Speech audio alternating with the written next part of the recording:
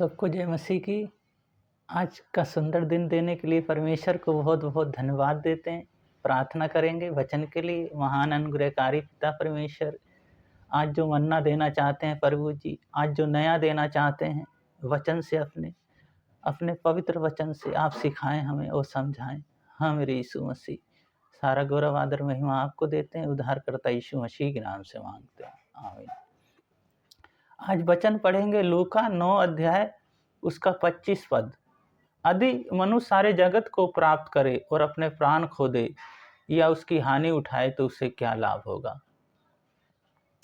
परमेश्वर को अपना जीवन देना, यहाँ पे परमेश्वर को अपना जीवन देना। यदि मनुष्य सारे जगत को प्राप्त कर ले तो उसको कुछ भी नहीं हो सकता, कुछ नहीं होगा, उससे कोई लाभ नहीं, कोई फायदा नहीं।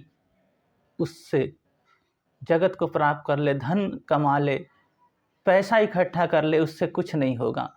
इसके लिए पहली बात है हमें प्रार्थना करना है। हमें प्रार्थना में उस परमेश्वर की संगति में रहना है, प्रार्थना करना, अपना जीवन हमें उससे देना है, प्रार्थना करना। दूसरी बात है हम घमंड नहीं करेंगे। आज बहुत जल्दी लोग पैसे पे घमंड करते हैं पर उन्हें पता नहीं होता कि हम कहाँ जाएंगे। इसके बाद में हमारा जीवन है ही क्या, 2 पल का जीवन है, इंसान का जीवन है क्या, पर घमंड लोग करते हैं। घमंड नहीं करना है। बड़े दीनता और बड़े नम्रता के साथ अपने जीवन को जीना है। हमने बहुत छोटा करके अपने जीवन को जीना है, जो परमेश्वर जो हमें ग्रहण करें। और तीसरी बात है अपने जीवन में उसे बसा ले, अपने जीवन में यीशु मसीह को बसा लें और अपने जीवन से उस परमेश्वर की महिमा होने दे और हमेशा उसको तरफ अपने जीवन को दें और पहला स्थान उस परमेश्वर को दें। तो 3 बातें हैं यहाँ, प्रार्थना करना, घमंड ना हो और जीवन में बसा लें उसे। मनुष्य सारे जगत को प्राप्त कर ले और अपने प्राण को खो दे तो उसे क्या लाभ।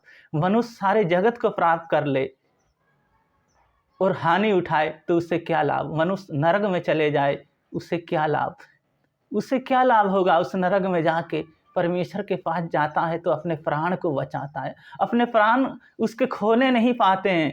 परमेश्वर हमें अपने पास बुलाते हैं जब हम परमेश्वर पे भरोसा करते हैं, परमेश्वर पे भरोसा करते हैं, परमेश्वर को अपना जीवन को दे देते हैं तो परमेश्वर हमारे जीवन में कार्य करते हैं। तो हमें भरोसा सिर्फ धन पे नहीं, हमें भरोसा सिर्फ परमेश्वर पे रखना है। अब जब उसको किसी बात की हमें चिंता नहीं रहती, किसी चीज़ की हमें दिक्कत नहीं होती है, जब हम परमेश्वर पे अपना भरोसा को रखते हैं तो हमें जगत को प्राप्त नहीं करना है, हमें परमेश्वर को प्राप्त करना है। परमेश्वर की तरफ अपनी निगाहों को लगा के रखना है, अपनी आँखों को उसकी तरफ लगा के रखना है। तो परमेश्वर इस वचन के लिए परमेश्वर आप लोगों को बहुत बहुत आशीष दें। प्रार्थना करेंगे, आपके कहीं भी कोई भी परेशानी है अपना हाथ रख लें और प्रार्थना करते हैं, परमेश्वर सुनेंगे और इसी तरह परमेश्वर आपकी सुन के और उत्तर भी देंगे। महान अनुग्रहकारी पिता परमेश्वर दयालु हे सर्वशक्तिमान प्रभु जी, हम आपके नाम को धन्यवाद देते हैं प्रभु जी आज सुंदर वचन दिया इसके लिए धन्यवाद देते हैं प्रभु जी। जो बहन भाई प्रभु जी अपने स्थानों पे हाथ रखें, जहाँ पे भी दर्द है यीशु मसीह के नाम से चले जाए और प्रभु जी पूर्ण रूप से चंगे होने पाए। कोई अंधकार की शक्ति या इनको छोड़ के वो चली जाए, आपकी महिमा होने पाए, क्योंकि आप जैसा कोई नहीं प्रभु जी। ये आपके बच्चे हैं, आपने इन्हें बनाया है प्रभु जी। होने दे कार्य, होने दे और बड़े बड़े कार्य होने दे प्रभु जी। इनके जीवन में प्रभु जी आपकी उपस्थिति आ जाए और आपकी बहुत बड़ी कृपा और दया आ जाए। हम आपके नाम को धन्यवाद देते हैं, आपने प्रार्थनाओं को सुनना है और सुंदर वचन के लिए सारा गौरव आदर महिमा आपको देते हैं। उद्धारकर्ता यीशु मसीह के नाम से मांगते हैं, आमीन। आज परमेश्वर ने सुंदर वचन दिया, इस वचन पे अपने जीवन को जिए और हमेशा उस वचन पे ही आधारित आपका जीवन होने पाए।